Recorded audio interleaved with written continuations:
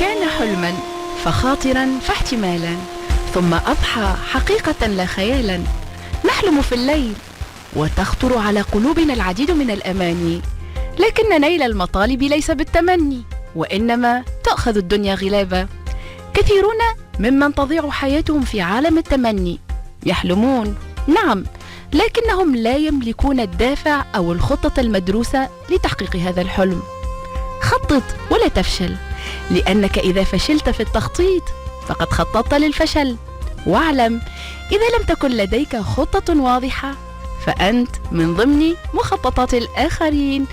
هكا كيف العادة اخترت باش نبدأ لكم موضوعنا اليوم في The Morning Show، واللي موضوع كما سألتكم من بكري اشنية الهدف متاعك في الحياة هذيا، وقلت لكم اللي قاعد يخمم برشا في الإجابة على السؤال هذيا ما عليه كان يقعد برانشي على 107.3. وحاضرين ضيوفي الزوز المدرب كمال المعموري. صباح الخير يا كمال. صباح النور إيمان، ونصبح على السادة المستمعين وعلى خويا حسونة. دونك أكيد مرحبا بك المدرب حسونة قدارة، مرحبا بك في استديوهات صراحة مفهم. وبيك أكثر أستاذ أمال، مرحبا بك ومرحبا بخويا العزيز كمال. إيمان مش أمال إيمان وكل مستمعي إذاعة صراحة أفهم، إن شاء الله ربي يعينهم وربي يوفقهم، وإن شاء الله أهدافهم وطموحاتهم ديما معناها على الخط الصحيح إن شاء الله. إن شاء الله يا ربي. أهدافنا وطموحاتنا أكيد محور الحديث اليوم. على الأهداف ركزوا مليح، أنا أول وحدة باش نركز، وأكيد زاد وديع معايا غاديك باش يكون مركز كيفاش نحققوا أهدافنا في الحياة هذيا. وكيف العادة البداية تكون مع كمال. أكيد كمال دخلتك اليوم كيفاش اخترتها؟ يعطيك الصحة. حبيت نبدأ الموضوع متاع اليوم إن شاء الله هو موضوع تحقيق الأهداف. حبيت نبدأ بقصة. القصة ذي نتاع زوز عمال بناء، أرسلتهم الشركة اللي يخدموا فيها باش يصلحوا سطح نتاع بناية تتكون من 60 طابق. جاوا باش يستعملوا الاسانسور، لقاوهم بان، فقرروا انهم يستعملوا الدروج باش يطلعوا ويطلعوا المعدات الثقيلة ويطلعوها لسطح العمارة. كيف وصلوا للطابق 59 تلفت واحد منهم زميله وقال له: عندي زوز خبر باهي وخبر خايب. قالوا باش نبدأ بالخبر الباهي، مازال لنا الطابق بركة ونوصلوا. والخبر الخايب قالوا احنا طلعنا غالطين في العمارة. شنو المغزى من القصة هذه؟ هو انه فما الكثير من الناس يعديوا حياتهم وهم ما همش عارفين فاش قاعدين يعملوا، وين ماشيين، وين يحبوا يوصلوا، فتوفى حياتهم وهما مازالوا يبحثوا على دورهم في الحياة اللي حكينا عليها في الأسبوع الفارط. دور في الحياة والبصمة الدور زي كنا حكينا عليها. سي أحسونا ولا حسونا هو طالب مازال شاب. دونك أحسونا الأهداف، أهمية أنه الإنسان والواحد فينا يكون عنده هدف في الدنيا هذه. شكرا. قبل ما نبدأ بسم الله الرحمن الرحيم نحب نقول قصة صارت معي صغيرة. في يوم من الأيام خذيت لواج ومشيت الحمامات، عندي غادي يعني لقاء في الحمامات. كي وصلت لغادي في محطة لواجات خذيت تاكسي وركبت مع التاكسي. هكا لقيت حبيت نفدلك عليه شوية، فركبت معاه. هاي خويا صباح الخير. صباح الخير سافان، توكلوا على ربي نتوكلوا على ربي. بدأ خط في الكهرباء وخرج. قال لي وين ماشيين؟ قلت له ما نعرفش. قال لي استغرب، قال لي كيفاش بتعرفش؟ قال لي عايش ولدي وين ماشيين؟ فحسبني مجنون، حسبني واحد معناها تايه، حسبني كذا. قلت له ما نعرفش. قال لي عايش ولدي انت يعني انت راكب عقلك ولا سكران ولا شارب حاجه معايا؟ قال لي وين ماشي؟ قلت له والله ما نعرفش. قال لي كيفاش ما تعرفش؟ معناها قال لي نهزك وين نحب انا. قلت له جوستومون الحياه هي تاكسي. فما شكون يركب في تاكسي الحياه هو يعرف وين ماشي. انا نحب نمشي الشارع محمد الخامس، انا نحب نمشي للمنقال، انا نحب نمشي المنوبه البن عروس، نعرف انا وين نحب نمشي. فما ناس للاسف راكبين في تاكسي الحياه، وتاكسي الحياه هذا ما عندوش ضمان. نتعجب ونصاب بالذهول وبالدهشه لما نجي نحكي مع شاب ولا واحد كبير واحد صغير، نقول له ايش تحب تعمل، ايش تحب في حياتك، ايش تتمنى، ايش تتخيل، ايش تحب تخدم، علاش تقرا في القرايه هذه؟ يقول لي والله مش عارف نقرا هكا على خاطر والدي يحبوني هكا، وعلى خاطر ولد جيراني يحبوني هكا، ولا صاحبتي كنت مصاحبها تبعت سيونس تبعت معها سيونس. فنوعا ما هذه حالة بصدق يعني نوعا ما هذه في الشعوب العربية يلزمنا نلفتوا لها الانتباه، اللي وضع الأهداف ما هيش حاجة اعتباطية. راهي لما إنسان يكون عنده فرق كبير ما بين واحد عنده هدف في حياته وواحد ما عندوش هدف، بون شاسع. يعني كيقول لك احنا يعني انا كنقول لك يعني باش نعملوا حلقه اذاعيه متاع ساعه ولا متاع ساعتين ما يكفيوش. لو كنا مش نحكيو على الاهداف بصدق معناها استاذي امان معناها نقول لك نحكيو امال مش غلط. ايمان اليوم قيد ايمان نتشرف انا قيدتها قدامي. اختي ايمان، ما بختش نشعروا بالامان احنا في الحياه اكيد لما يكون عندنا هدف واضح. اكيد هذه هي. فنوعا ما الكلام هذا مهم برشا. ان شاء الله كل اعزائنا المستمعين يحلوا وذنيهم مليح ويركزوا معنا بالكدا. اللي عنده هدف، نعرف فيه برشا عنده هدف، فيركز على الهدف نتاعو اكثر ويتفكر ديما قصه التاكسي معبره برشا. قصه التاكسي الدنيا هذه كيما التاكسي كمال. واكيد مهم انه الانسان يبدا عارف الوجهه اللي باش يمشي لها، منين باش ينطلق وين باش يوصل، وكيف زاد يعرف الامكانيات نتاعو اللي اكيد باش توصلوا للمقصد نتاعو. بارك الله فيك ايمان. كما حكى الاستاذ حسونه، معناها تحديد الاهداف راهو حاجه مهمه برشا واكثر من مهمه، بل ما نجموش نستغناو عليها. حتى رسول الله صلى الله عليه وسلم في الحديث يقول: كل الناس يغدو فبائع نفسه فمعتقها او موبقها. ايش معناها؟ يعني الناس كل في الحياه يقدموا للامام، فما شكون يقدم في طريق واضح المعالم، عارف روحه بالضبط وين ماشي، عارف روحه بالضبط شنو يحب يحقق، فيفيد نفسه في الدنيا وفي الاخره. واللي ما عندوش هدف وعايش على الهامش تلقاه وكأنه ضايع في أنابيب القرن 21. تلقاه يتخبط في الأزمات، تلقاه ديما يتذمر، مش عاجبه شيء، ديما يحكي على الوضع، ديما يحكي على الناس، ديما يحكي على الأشياء اللي مش ماشية، الأشياء اللي مش عاجبته في حياته. تسأله وتقول له شنو حققت في حياتك، يقول لك حتى شيء. ثم تسأله السؤال الثاني، تقول له شنو تحب تحقق، وين تحب توصل، شنو تحب تعمل، يقول لك ما نعرفش. إذا كان كما قال الأستاذ حسونة، إذا كان ما نعرفوش وين نحبوا نوصلوا، خلينا نكونوا متأكدين وعلى يقين اللي ما نشبش نوصلوا. وقت اللي ما نحطوش أهداف وما نسعاوش إن نعملوا خطة لحياتنا، تولي حياتنا ما عندهاش حتى قيمة. نولي وكأننا نستهلكوا في الأيام، وكأننا نستهلكوا في الأسابيع، ننساو أحلامنا الحلوة. يولي هدفنا الرئيسي كما بعض الناس ولا حتى احنا في بعض الأحيان يولي هدفنا لقمة العيش ومتطلبات الحياة. تلقانا نخمو كيفاش ناكلوا، كيفاش نشربوا، وفي الآخر نموتوا في هدوء في سكينة وما نلقاوش. ضامن انت الموت في هدوء؟ الله اعلم. هذيك ما يضمنها حد. ساعتك فعل الخير ان شاء الله نعمل الخير ونلقاوه. معناها في الاخر انت تولي حياتنا الكل معناها سعي وراء لقمه العيش، كيفاش نحققوا، معناها كيفاش نخدموا، كيفاش نوصلوا، معناها ناخذوا شهايد. هذيك هي الحياه. فمثل سي حسونه يقول: نص شربة ماء عمرها ما تروي، ونص وجبه عمرها ما تشبع، ونص طريق عمر ما وصلنا الهدف. احنا ما تخلقناش من اجل نص حياه، احنا تخلقنا من اجل حياه كامله، تخلقنا من اجل حياه رائعه، تخلقنا من اجل حياه نعملوا فيها الاضافه، وما نكونوا قادرين باش نعملوا اضافه في حياتنا الا ما تكون عندنا اهداف. الناس اللي حققت انجازات، الناس اللي عملت اشياء كبيره، الانجاز بدا في شكل هدف. انسان امن بروحه، امن اللي فما حاجه واضحه يحب يوصل لها، حتى في الفعل ما مشاتش يعدل ويقيم ويعاود يحط في الفعل مره اخرى. المهم ما يتراجعش بالتوالي. ونحب معناها ايمان ان الكل نتخيلوا حياه ذي. هو قال سي حسونه: الحياه وكانها معناها تاكسي. انا نقول للناس تخيلوا الحياه هذه هي مقابله كره قدم. تخيل روحك انت تلعب في مقابله كره قدم وماكش عارف المرمى نتاعك وين. تلقاك مره تمركي على اليمين ومره تمركي على اليسار وفرحان. تلقاك تمركي ضد المرمى نتاعك وتلقاك تقول انا قاعد مركي في بونتوات، قاعد نحقق اهداف. لكن لازم نعرفوا بالضبط المرمى نتاعنا اللي نحبوا نمركيو فيه، سينو حياتنا تكون وكأننا عايشين على الهامش. هامش يمين ويسار اكيد. ونعرفوا الناس الكل اللي اهدافنا ديما تبدا بحلمه، نحلموا حاجة ونحبوا باش نحققوها. لكن اللي يفرق بين شخص وشخص انه شخص يعدي حياته الكل وهو يحلم نحب نعمل، نتمنى اني باش نوصل، نحب نشرك الحاجة هذيك، نحب نولي في الموقع الفلاني. لكن الاحلام هذه كل ما تتجاوزش السرير اللي يرقد فيه.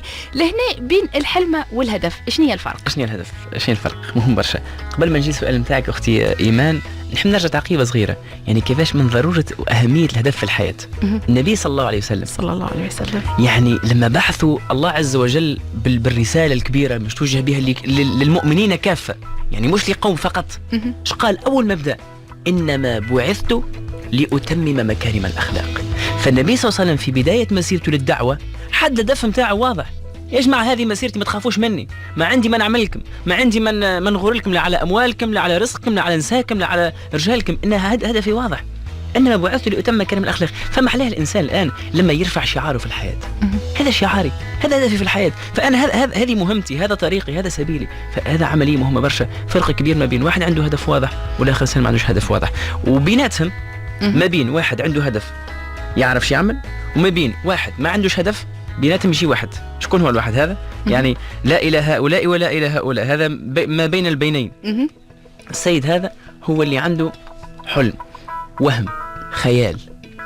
يعني يقول لك احنا التمني في اللغة العربية ولا الترجمة إنسان يعني صعب المنال، حاجة صعبة المنال. هذا ناس والله أنا ماذا بيا نحب ننجح، ماذا بيا والله نحب نتطور، والله مش خاص كان نعمل مشروع، وش خاص كان نبني دار وناخذ مرة جميلة ونعمل صغار ونعمل مش عارف شنو ونمشي نحوس. هذه كل خيال، هذا كل حلم. نحكي لكم قصة صغيرة. في يوم من الأيام جاء طفل صغير لعائلته يحكي لهم، ايش قال لهم؟ قال لهم إن لي أهدافا كبيرة وأحلاما عظيمة وأريد أن أحققها وأعرف أني أستطيع. واثق من نفسه، لهنا الثقة تجي أهم عنصر ظهر لي. وبعد ما نساوش، بعد عدة سنوات جاء رجل عجوز لعائلته يحكي في وسط عائلته في وسط صغاره وقال لهم كانت لي أهدافا كبيرة وأحلاما عظيمة وكان بإمكاني أن أحققها، للأسف مرت الحياة ولم أحققها. لهنا يعني بعد ما مر الوقت وقتها اكتشف اللي هو القصة تؤلم، لأنك تعرف الطفل الصغير والرجل العجوز هما نفس قداش من الناس هذه كانت تحلم وهي صغيرة وكانت كذا. صحيح تكبر تلقى متطلبات الحياة زادت، تلقى بعض الأمور اللي كان تخيلها سهلة هي صعبة شوية، هذا موجود. لكن هنا قوتك أنت إنسان، كيفاش أنك تحافظ على الحلم متاعك وكيفاش أنك تحافظ تنتقل من الحلم للهدف. وهذايا فيه نقلة نوعية، ما هوش حلم يعني هدف، موش هدف يعني حلم. صحيح أنه الهدف يبدأ بحلم، يبدأ بخيال، يبدأ بأضغاث أحلام، ومن بعد يزم يصبح أهداف علمية. تقول لي زعما عندك في التنمية البشرية وتطوير الذات معناها قواعد وشروط، عنا يا سيدي. أكيد باش نحكيو عليهم كيفاش الحلمة كيفاش نوصلوها تكون هدف حسب قدراتنا، ديما نرجع وحسب طاقتنا. كمان اللي يحب يعقب على الحكاية ظهر لي. يعطيك صح. ألور مادامنا احنا مازلنا جون سي حسونة، نتخيلوا رواحنا اللي أحفادنا دايرين بينا. مادامني جون ما تقوليش سي حسونة، قولي حسونة. يعطيك صح. ألور مادامنا جون نتخيلوا رواحنا نهار آخر أحفادنا دايرين بينا. اي نعم. باش يسألونا سؤال مهم برشا، باش يقولوا لنا شنو حققتوا، شنو أضفتوا للدنيا، شنو أضفتوا لحياتكم. الجواب نتاع السؤال هذا نحضروه من توا في شكل أهداف. من توا نخمم لي أنا وصلت سي عمري 70 سنة و80 سنة وشنو حققت، شنو أضفت لروحي ولعائلتي ولبلادي وللعالم هذا. العالم الكل يستنى في إنجازاتنا احنا، إنجازاتي أنا وإنتي باش يكون فيها مختلف.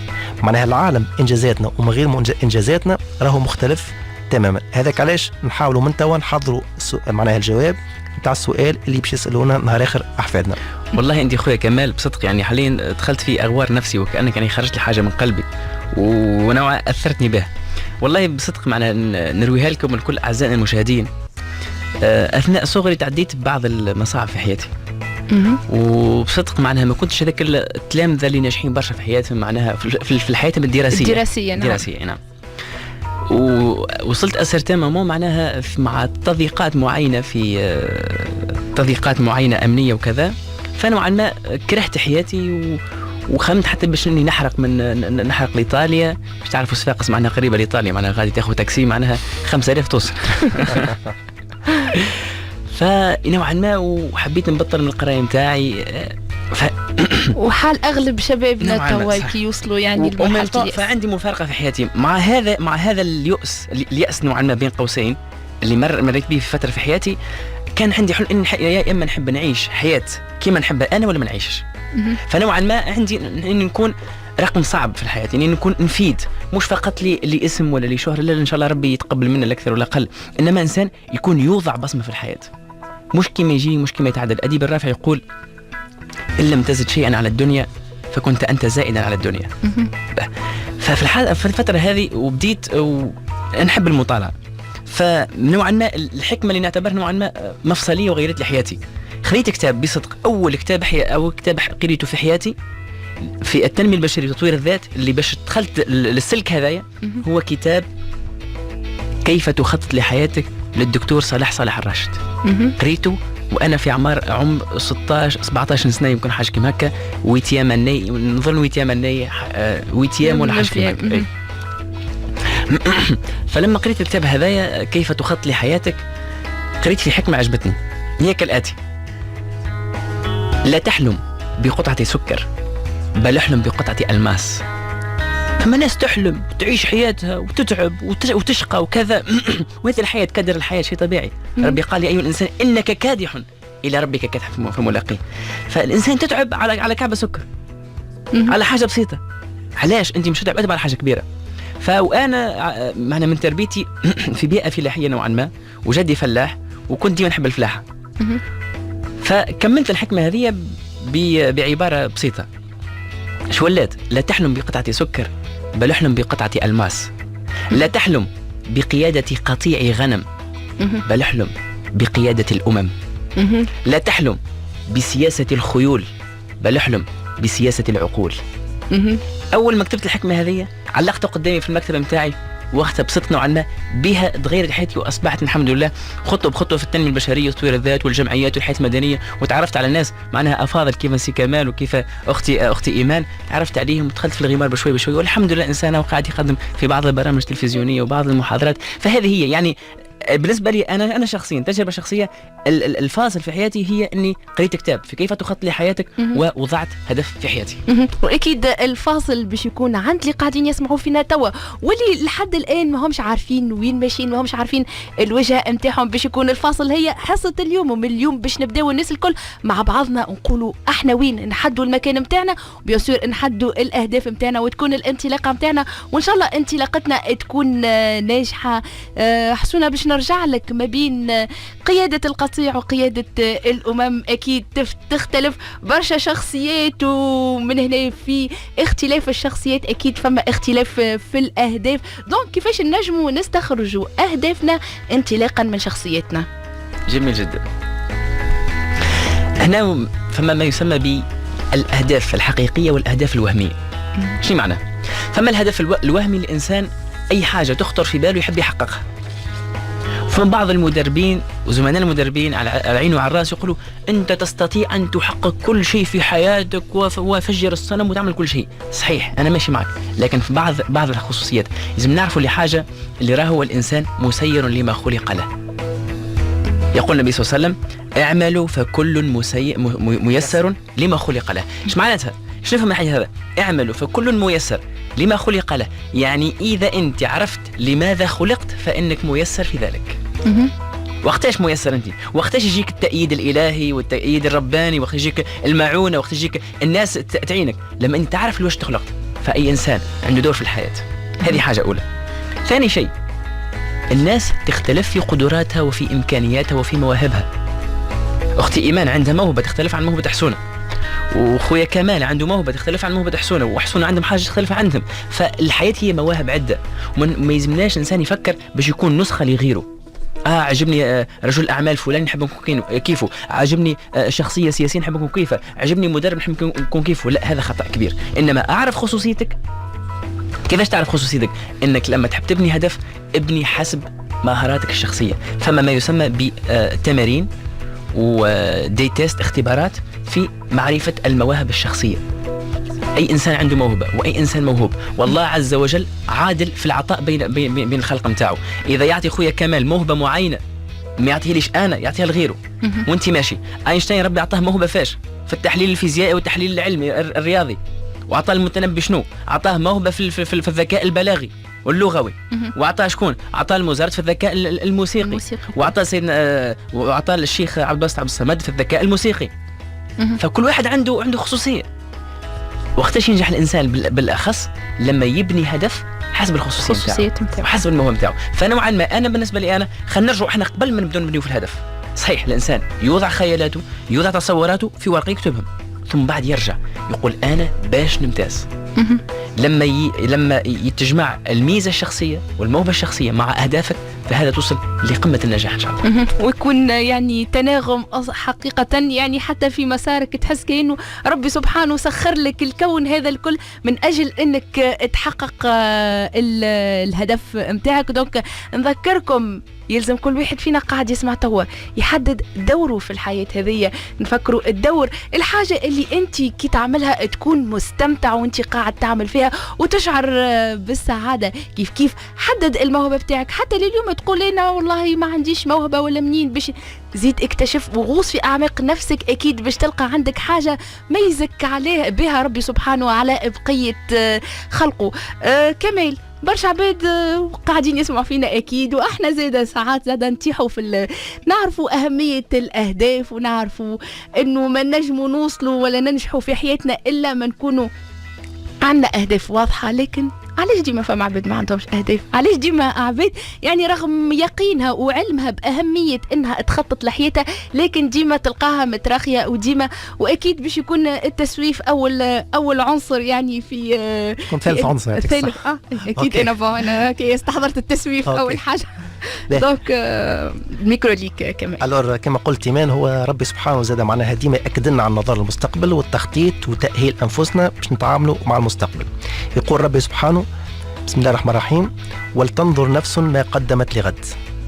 معناها كل إنسان يحاول يشوف غدوة شنو قدم له شنو حضر له. لكن كما قلت نخافوا ساعات من النظر للمستقبل ونخافوا ساعات من التخطيط، والأسباب هي كما راها أنا كالتالي. أول سبب هو الخوف. الخوف يقول لك هو أكبر عدو الإنسان. فما شكون يخاف من الفشل، فما شكون يخاف من الانتقاد، فما شكون يخاف من غدوة ويخاف من مجهول. ونحب نقول للناس اللي تخاف من مجهول، راهو 90% من الأشياء السلبية اللي احنا نخافوا حدوثها راهي ما تصيرش، و10% الأخرى ما عندناش حتى قدرة باش نغيروها. الخوف هذا يخلينا مكبلين، يخلينا غير قادرين على الحركة، وهذا ناتج على خبرات سابقة مؤلمة اللي خلتنا فما تراكم تاع خوف وخلانا معناها مكبلين كما الفرامع تاع الكهرباء، انت تجي تقدم وهو يرجعك بالتوالي. السبب الثاني هو النظر المشوشة لأنفسنا، فالرؤية المهزوزة لذاتنا تنعكس على حياتنا كلها بالسلبي، وتغييرنا لواقعنا هو رهين تغييرنا لنظرتنا لأنفسنا. حتى الآية القرآنية تقول بعد بسم الله الرحمن الرحيم: إن الله لا يغير ما بقوم حتى يغيروا ما بأنفسهم. السبب الثالث اللي حكيت عليه الأخت إيمان هو التأجيل والتسويف، وإحنا خصصنا له حصة كاملة وقلنا اللي التسويف هو لص يسرق منا عمرنا، والتأجيل هو ببساطة إنك تأخر عمل اليوم تأخر الغدوة، وديما كي تأخر وتسوف وتأجل يمر بنا العمر وحياتنا نلقاوها خاوية من الإنجازات ومليئة كان بالأحلام بالأمنيات وبالخيال الجميل. السبب الرابع هو عدم الإيمان بأهمية وقيمة الأهداف. بعض الناس يشوفوا ويقولوا اللي تحديد الأهداف هو تضييع وقت، وعندهم الكثير من الحجج يقنعوك. يقول لك هاي فما برشا ناس تنجح وهي ما تخططش، هاي فما برشا ناس لبس عليهم وهم ما خطوش. صحيح فما ناس نجحت من غير تخطيط، أما كما نعرفوا احنا عمرنا ما نبنيو نجاحنا على الاستثناء. ما تنجمش تبني دار من غير ما تعمل بلان، ما تنجمش تعزف معزوفة من غير ما تكتب النوتة الموسيقية. فما ناس كي باش تسافر تعمل خطة دقيقة للرحلة نتاعهم، فانا طيارة باش يسافر، معنا وقت باش يخرج من الدار، فانا اوتيل باش يسكن، شنو هو البلايص اللي باش يزورها.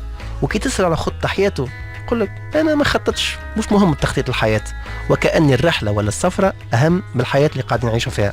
السبب الخامس والاخير اللي يمنعنا من وضع اهداف في حياتنا هو عدم المعرفة. ولو يقول لك مش مشكل انك ما تعرفش حاجة، العيب هو ان ما نسعاوش باش نمتلكوا المعرفة ذيك. كما يقول العلم بالتعلم والحلم بالتحلم والصبر بالتصبر. وحتى إنسان ما ينجم يمنعنا من المعرفة، يقول زيغ زيغلر المدرب الأمريكي المعروف، يقول قد يمنعك الآخرون من فعل شيء لبعض الوقت لكنك أنت الذي تمنعها كل الوقت. هذا هما الخمسة أسباب اللي ريتهم أنا معناها يعيقوا الإنسان من أنه يحقق ويحط أهداف في حياته. 5 أسباب أكيد يلزم كل واحد فينا يحاول يتجنبهم، يحاول يتخلص منهم إذا كان يلقاهم موجودين عنده باش ينجم ينطلق. امنوا بحياتكم، امنوا بأهدافكم، وكونوا على يقين أنه ربي سبحانه باش يسخر لكم الدنيا هذه الكل من أجل تحقيق هذا الهدف. نمشيو الفاصل، استراحة موسيقية وراجعين.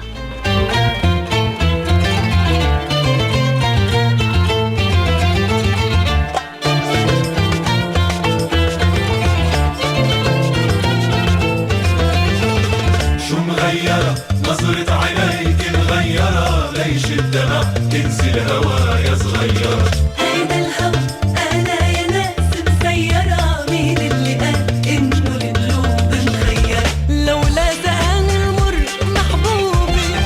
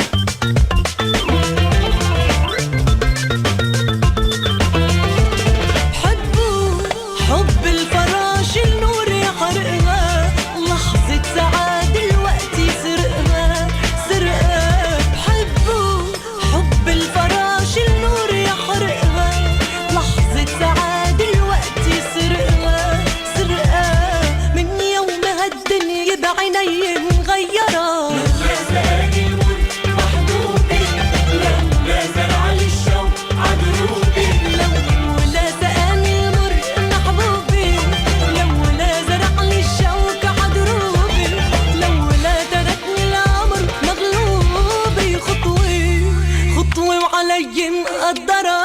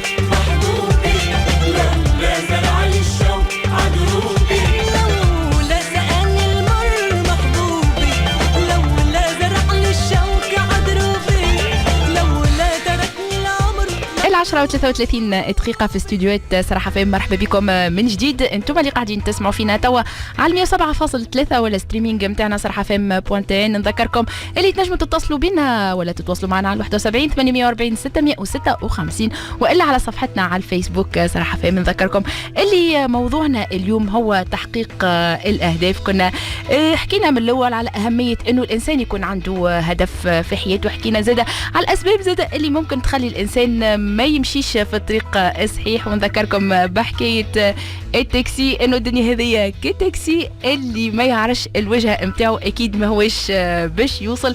فتناكم بشوية حديث وقت الغناء وقت اللي نجوى كرم تغني.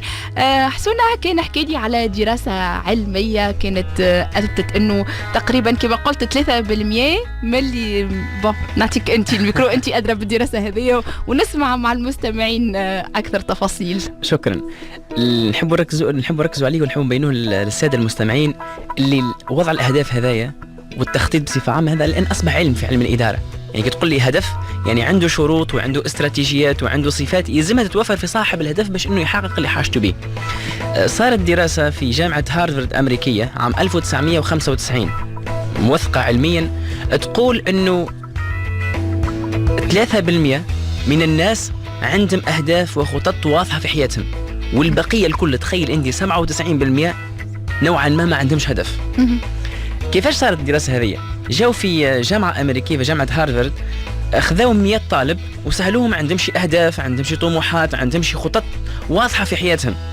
من 100 طالب لقاو 3 طلبة فقط هم اللي عندهم أهداف والباقي الكل ما عندهمش. في الحالة هذه خذوا كل بيانات الطلبة وبعد ما تخرجوا من الدراسة متاعهم بحثوا عليهم بعد 10 سنوات يلقاو 3 فقط اللي قالوا عندهم أهداف وخطط واضحة هم عندهم ممتلكات تفوق 100 الكل بنسبة 90%. هذا يبين شنو؟ إنه اللي هما لما هما طلبة وكانوا يخدموا على أهداف واضحة وكانوا يعرفوا شو يقراوا ويعرفوا شنو المشاريع اللي مش يخدموا عليها في حياتهم حقوا تلك المشاريع بعد عدة سنوات. فنوعا ما الشيء هذا موش اعتباطي، انما فرق كبير جدا ما بين انسان عنده هدف وانسان ما عندوش هدف. فما فارق نفسي، فما فارق اجتماعي. لما انسان عنده هدف وكانه يحس نفسه وكانه يعني اتراع السكه وكانه عنده عايش لغايه، عايش لدور عظيم، ما هوش انسان اعتباطي. فيولي اي حاجه يشوفها في حياته يحاول يسخرها الهدف نتاعو. في حين الانسان اللي ما عندوش هدف تمر به عده فرص في حياته، فرص ويضيع تلك الفرص ومن نجمش يستغلها ويستثمرها في حياته. فاللي يقول لك الحياة راهي حظ وما هياش أهداف وما هياش خطط، خويا العزيز واختي الكريمة بابا وأمي راكم غالطين سامحوني. والحظ هو سحسونا ما صح كما نعرفوا التعريف نتاع الحظ هو شنو؟ هو التقاء الفرصة مع الاستعداد. الفرصة هي مجموعة نتاع ظروف مواتية والاستعداد هو التخطيط وهو معناه أشياء عملية. يعني الحظ كما قلت هو التقاء الفرصة مع الاستعداد. الإنسان المحظوظ هو المستعد. لهنا حسنا حبيت نسألك أكيد 3% هذوما اللي ناجحين واللي عندهم خطط واضحة في حياتهم أكيد يتسموا بصفات معينة. لو كان نقولوا للمستمعين شنو هي صفات الناس هذوما باش نحفزوهم هما بيتهم باش انهم يكونوا ان شاء الله من ناجحين، وان شاء الله النجاح يكون حليف الناس الكل. حليف ان شاء الله. اول صفه تلقى الانسان عنده هدف، اول صفه في حياته، اول حاجه تلقاه متفائل بالمستقبل، لانه هو قاعد عايش على امل تحقيق مشاريع معينه وتحقيق خطط معينه. عنده هدف انه مش يكمل الدكتوراه، عنده هدف مش يعمل مشروع، عنده هدف مش يتزوج، عنده هدف مش يعمل كذا، فنوعا ما مش يتلقى منصب سياسي معين. فاول حاجه الانسان عنده هدف، عنده اهداف وعنده طموحات كبيره ونبيله جدا. الامل والتفاؤل شيء اساسي وشيء ضروري في الانسان. تفاءلوا بالخير تجدوه، تفاءلوا فكره بالخير وسيله تجدوه نتيجه. ما يعني هذه حاجة مفرغة منها. الآن العلم الحديث أثبت أنه الأمل فقط هو دواء. الأمل والتفاؤل هو دواء. فما هرمونات يفرزهم الدماغ البشري تتبث في كل الشرايين وفي كل أعضاء الجسم باش بمجرد التفاؤل والأمل. فما فرق ما بين مريض زوز راقدين على الفرش، واحد متفائل وواحد يائس وقانط من المستقبل متاعه، هذاك يبرق قبل. في الواقع الطلابي، الطالب اللي يكون عنده امل ينجح قبل الطالب ما عندوش امل. فهذه عمليه مهمه برشا في حياتنا. اول حاجه الانسان عنده هدف ديما عايش على امل انه مش يحققه في المستقبل. ثاني شيء مهم برشا، اللي عنده هدف يشعر باستقرار نفسي، يشعر باستقرار عاطفي. لما انا نخرج الصباح ويجيني يكلم، اذا انا عندي هدف ماشي، عندي مشروع معين ماشي نقرا ماشي نعمل فيه حاجه، فانا خارج يومي مسطر. لكن كي نبدا نخارج في اليوم الصباح نهاري مش مسطر. اذا كلمني واحد صاحبي يقول لي يا حسونه شنو تركب تطلع معايا الحمامات؟ برا والله نطلع معك الحمامات. ومن بعد من الحمامات تطلع البنقردان، نطلع بنقردان. ومن بعد جيني تليفون اخر تطلع لداعش، نطلع لداعش ولا سوريا. فانا كيفاش عايش؟ ما عنديش اي تليفون مش يجيني مش نقبله. فنوعا ما مش نقوم انا حياتي مالكها ولا الناس مالكه حياتي. كما قلت انت، اذا ما عندناش خطه واضحه فاحنا من ضمن مخططات الاخرين. الله ينورك. الله ينورك. ولهنا نجيو للحديث على الخطه من بكري نسمعوا في الخطه. شنو هي الخطه؟ شنو هي الخطه هذه؟ جميل جدا. الوصفه السحريه هذه. جميل جدا. انا في احد الدورات جاتني معناها متدرب جاني قال لي شنو الفرق ما بين الخطه والهدف؟ معناها قال لي نوعا فما شكليات هكا مش متلبس يعني الامر سهل جدا. تخيل انت تحب تطلع في السطح نتاع العماره 5 ايتاج، تحب تطلع للسطح. فهدفي اني انا نرتقي ونطلع فوق السطح. كيفاش باش نطلع؟ باش نجيب سلوم ولا نطلع بالاسانسور ولا نطلع باش؟ فالسلوم فيه درجات. هذا هو الفرق. اني نحب نطلع، انا الهدف نتاعي واضح. هدفي مثلا انا هدفي ان اكون مدير اعمال لمجموعه من الشركات مهنيا، وان اكون شخصيه رياضيه ومحافظه على صحه بدني، وان اكون عايش في حياه اجتماعيه وكذا وفي رفاه. الهدف اللي تحبه انت. فوضحت انا شنو الرؤيه نتاعي المستقبليه، ثم الان كيف يمكنني ان احقق ذلك. انا الان في النقطه 0 ولا في النقطه 2 ولا 3 نحب نرتقي للنقطه 100 ولا 150. كيفاش؟ اول حاجه بعد ما حددت الهدف نعمل دراسه لحياتي الان. ايش نعمل دراسه؟ لامكانياتي وقدراتي ومصادري. ايش معناتها؟ القدرات هي القدرات اللي اعطاها المولى عز وجل، اللي حكينا فيها قبيليك، هي المواهب. وبعد ما المواهب نمشي نحكي في الامكانيات. ايش معناها امكانيات؟ الامكانيات هي الخبرات والتجارب. انا باش نكون مدير اعمال لمجموعه من الشركات، اشني هي الشهاده اللي لازم تكون عندي متوفره؟ لازمني شهاده في اداره الاعمال كذا كذا. شنو ما لي فورماسيون اللي لازم نحضرهم؟ تك تك تك تك. شنو ما المهارات اللي لازم نعرفهم؟ تك تك تك. هذا ما اخذيناهم. ثم نمشي للمصادر. المصادر هما حاجتين، هما الاموال والعلاقات.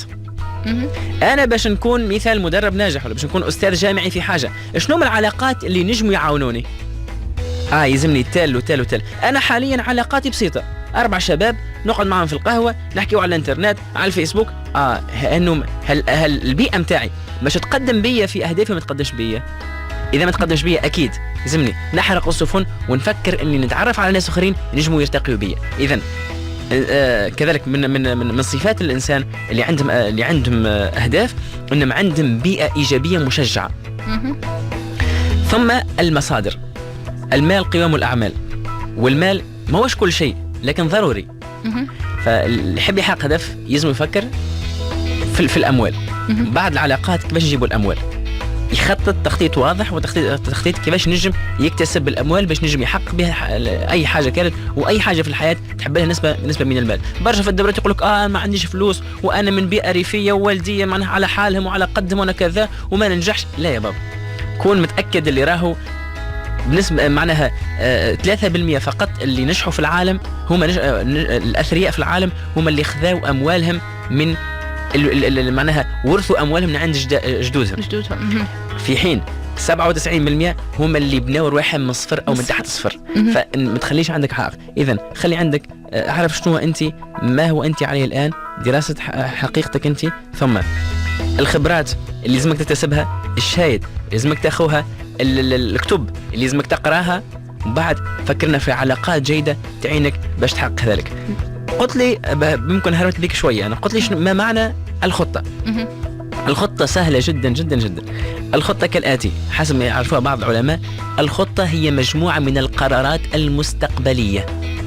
هذه هي. يعني انا يا سيدي انا نحب نولي كذا، شنو هي القرارات؟ يلزمني اول حاجه نمر 1 قرار اول السنه يلزمني نتحقق على شهادتي في الماجستير.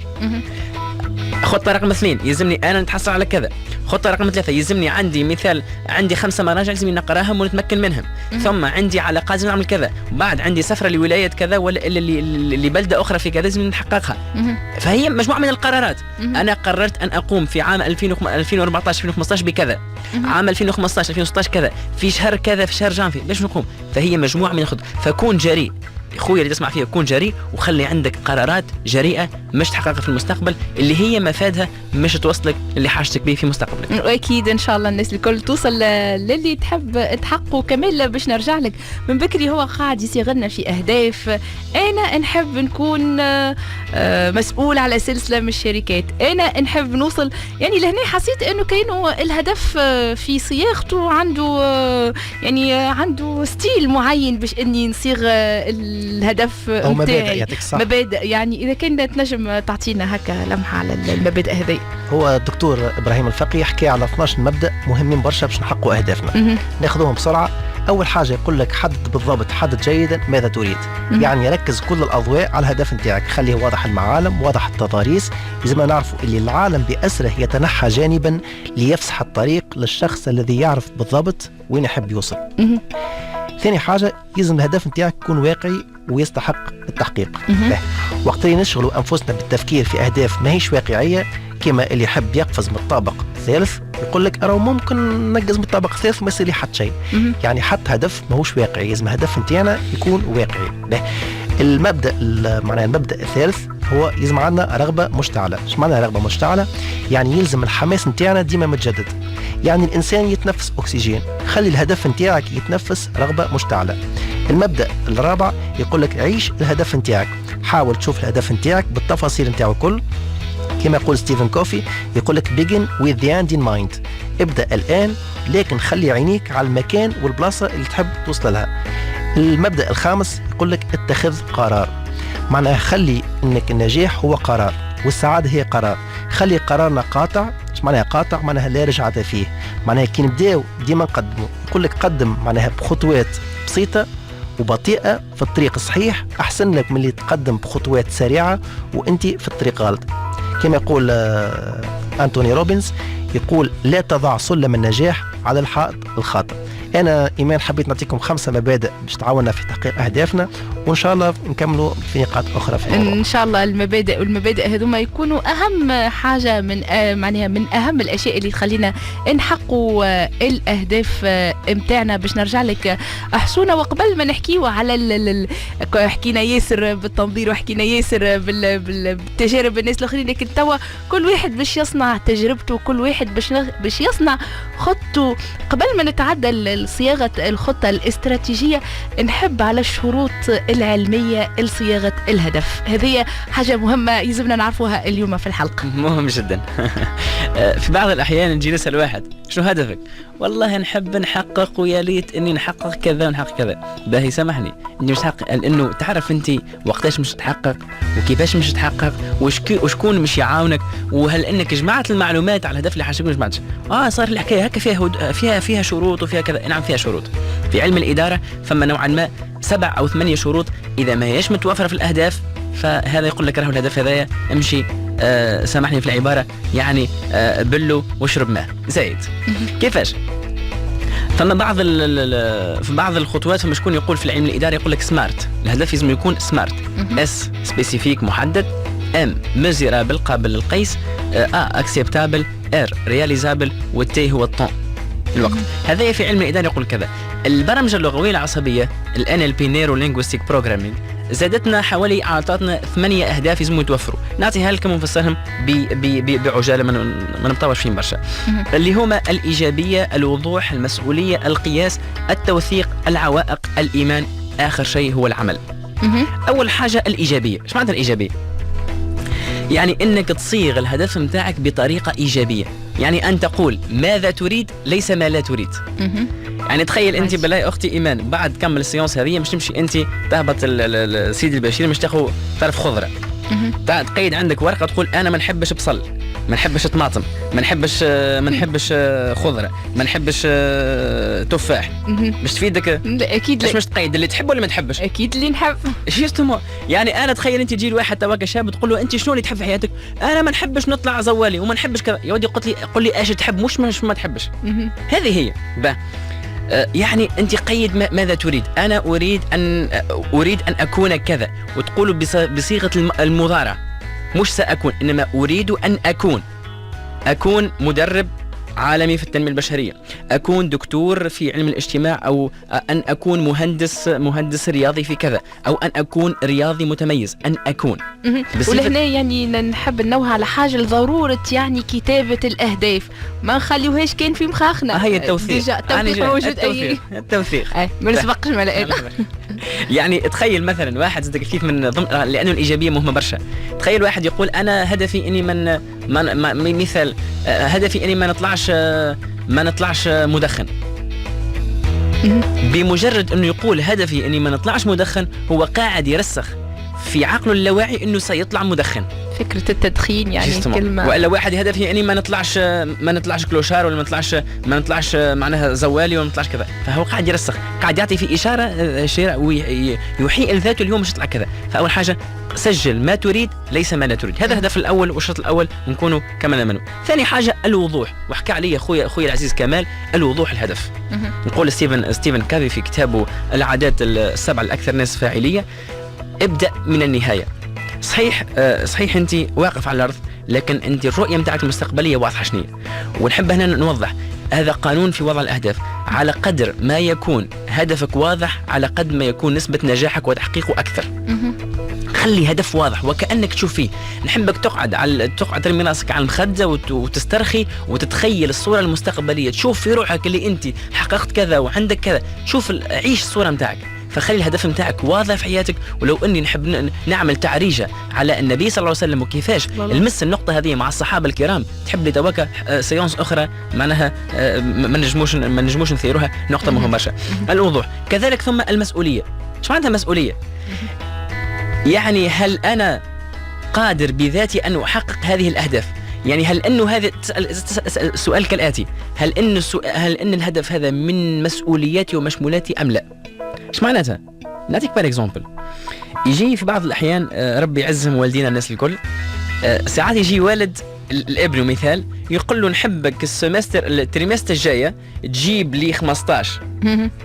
إيش قال تجيب لي أنا؟ لا يا بابا العزيز ما يجيب لكش، اقعد استنى والله ما يجيب لك. انما يلزمك تحسه اللي هو يلزمه يجيب 15. ليه هو مش لك انت. فهذا هو، لانه الهدف مسؤوليه ابنك مش مسؤوليتك انت. اما شنو انت كأب تحب توضع هدف واقعي، تقول انا مسؤوليتي ان اساعد ابني على تحقيق 15. فهذا الفرق. فهذه عمليه مهمه برشا. فكل انسان متحمل مسؤوليه الهدف نتاعو. الشرط الخامس اللي حشنا به هو القياس، انك تقيس الهدف نتاعك. ايش معناتها؟ تخيل واحد مش يقول انا هدفي اني نكون انسان غني ثري مثلا، هذا شيء مشروع وهذه زينة الحياة الدنيا وشيء طبيعي. المهم ما يلهيناش على حاجات اخرى وعلى مسؤوليات اخرى. هدفي اني نكون غني. سامحني، الغنى شو مقياسه عندك؟ فما شكون كيف يلم 200 مليون يقول انا غني، فما شكون كيف يلم 200 مليار يقول انا غني. فم 200 دينار. لا صعب شويه لهنا في وقتنا توا 200 دينار. أنا مرة يا سيدي ركبت في تاكسي هنا في تونس وما عنديش صرف، عندي 50 دينار صحيحة. فهو شاب قاعد في التاكسي يسوق التاكسي، جيت هابط مديت له 50 دينار، قلت له عندك صرف؟ قال لي 50 دينار. قال لي كان عندي 50 دينار ما تلقانيش نسوق في تاكسي. يعني للدرجة هذه الشعب التونسي ولا الفلوس. فالمقياس مهم برشا. امس كنت في دوله تكوينيه، واحد قال لي احنا نعمل كهرباء، قلت له لحظه كهرباء شنو؟ فما كهرباء كاترال تاخذها ب 3 ملايين، وفما كهرباء تحب 300 مليون. فحدد شنو القياس نتاعك. التوثيق، انا جيناك اختي ايمال. التوثيق في علم الاداره وفي تطوير الذات الهدف اللي هو غير مكتوب لا يعتمد كهدف. فما مفكر في انجليزي يقول think in the paper، فكر على ورقه، اكتب كل شيء. ويا ريت يا ريت يا ريت انك تاخذ الهدف نتاعك وتعلقه قدامك في البيرو نتاعك، في البيرو، في المكتب، في السياره نتاعك، في الاجنده نتاعك. سجل الهدف نتاعك لانه باش يبقى حاضر قدامك باستمرار، باش يذكرك، لانه الانسان يسهى ومشاغل الحياه كثيره. قبل اخر الشروط لازم تكون في الهدف هو العوائق. ولهنا مع اخر الشروط باش نتعداو ديريكتومون للخطه الاستراتيجيه، خاطر الوقت سيبدا. اذا العوائق شنو معناها؟ العوائق انك تفكر اي هدف نوعا ما مش تعترضك عوائق في الحياه وفما مطبات، ففكر فيها كيفاش مش تحلها. يعني انت نوعا ما تعمل مقاومه للمقاومه، تفكر في المشاكل اللي مش تعترضك. اخر شيء هو الايمان، انك تؤمن بالهدف بتاعك. شو معناتها تؤمن؟ يعني يصبح الهدف بتاعك عقيده راسخه في ذهنك. يعني لا يمكنني ان اكون الا مع هذا الهدف، يعني اما ان اكون او ان اكون. هذه هي. فعملية مهم برشا انه تؤمن بالهدف نتاعك، يصبح عقيدة راسخة في ذهنك. هذه فيها جانب كبير بون نفسي ما يسعدش الوقت، باش نحكي عليه. ان شاء الله تكون فما حصص اخرى ونحاولوا نركزوا على اهم الاشياء، اهم شروط لكتابة الهدف. تو عرفنا كيفاش نكتبوا هدف، شروط علمية حسب اللي يعطيهم لنا سي أحسونا. دونك باش نتعداو بعد صياغة الهدف اكيد باش نحكيوا على الخطة، ونحكيوا على الخطة الاستراتيجية اللي ديما نسمو كون استراتيج، كون عندك خطة استراتيجية. شنو هي الخطة الاستراتيجية وكيفاش نجموا نعدوها بإيجاز؟ إن شاء الله. تفضل. كيفاش نجموا نعدوا خطة استراتيجية؟ كيفاش نجموا نعدوا خطة استراتيجية؟ أول حاجة خذ لي 5 ورقات فاضيين بيض قدامك. الورقة الأولى اللي مش تاخوها سجل فيها كل أحلامك وكل طموحاتك. نحبك تعيش في عالم الخيال، تنسى الدنيا وما فيها، تنسى السياسة والانتخابات والقراية والماكلة والشراب، ونحبك تحط كل أهدافك اللي حاجتك بها. أنا نحب نحقق كذا، نحب ثروة كذا، نحب مشاريع كذا، نحب تكون عندي شهادة علمية في كذا. سجل كل شيء. نحب نسافر لمختلف دول العالم، سجل. هذه الورقة الأولى. أنا نوعا ما أحلام، هي أحلام نوعا ما قد تكون مبالغ فيها، مش مشكلة. ثم ثاني حاجة خذ هنا ورقة أخرى سجل فيها إمكانياتك وقدراتك. شنو هي المواهب اللي عندي، شنو هي نقاط القوة اللي نتميز بها، وشنو هي نقاط الضعف. ومن بعد الآن عندي أحلام كبيرة وعندي شخصيتي أنا شنو. ناخذ ورقة ثالثة إن شاء الله ما يضيعوش معنا أعزائي المشاهدين. دونك ورقة أولى فيها الأحلام، ورقة ثانية فيها نقاط قوتك ونقاط ضعفك، ورقة ثالثة مش تختار من الأحلام متاعك ما يوافق ويتناسب مع شخصيتك. طب مش نبدأ نفلتر بشوي ونحطها قدامي ونغزر في هذيك الورقة ونعدلها باستمرار، انه فعلا هذا اللي نحبه ولا ما نحبوش. هذيك هي خذيتها من الاهداف بتاعك. الان نقيدهم بوقت وبمعيار. مش نحقق كذا، مش ناخذ انا في سنه 2017 مش نحقق كذا، في سنه 2020 مش نحقق كذا. تولي فما قياس، نرجع للقياس وللتوثيق وللوقت الزمني. نحطهم ثم نوضع لكل هدف خطه. مش ناخذ دكتوراه في علم الاجتماع، كيفاش قداش تحب لي وقت وقداش تحب لي امكانيات. نحب نعمل مشروع صغير في الحلويات، كيفاش مش نعمل مشروع كذا. هذا هو باش تبدا تبني خطه استراتيجيه واضحه. أهم شيء ركز عليها هي التدقيق في وضع الخطة. مشكور سي حسونة قيدارة على المعطيات اللي عطيتها لنا اليوم. تقريبا وصلنا إلى نهاية موعدنا لليوم. نذكركم اللي إن شاء الله الأسبوع القادم باش تكون حاضرة معنا الأستاذة دليلة غرياني اللي أول يعني امرأة دخلت التنمية البشرية لهنا لتونس، وكانت كتبت كتاب هي وبنتها فدرة الغرياني Apprendre à aimer. إن شاء الله باش يكون محور حديثنا إن شاء الله الأسبوع القادم في The Morning Show. Apprendre à aimer، كيفاش نتعلموا نحبوا بعضنا، وإن شاء الله أحياتكم مليئة بالحب كيف العادة. نخليكم مع كمال في خاتمة حصتنا. تستنوني غدا في نفس الموعد من 9 ل 11، وإن شاء الله نهاركم أسعد الأيام.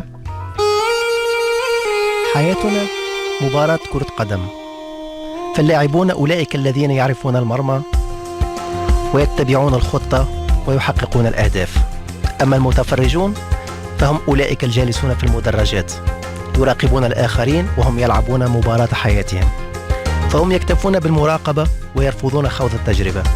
أما المتجولون فصنف آخر من الناس، هم التائهون خارج مباراة الحياة، يسألون عن النتيجة وكأنهم لا تعنيهم المقابلة، ليس لديهم خطة واضحة، إنهم أقرب إلى ريشة في مهب الريح.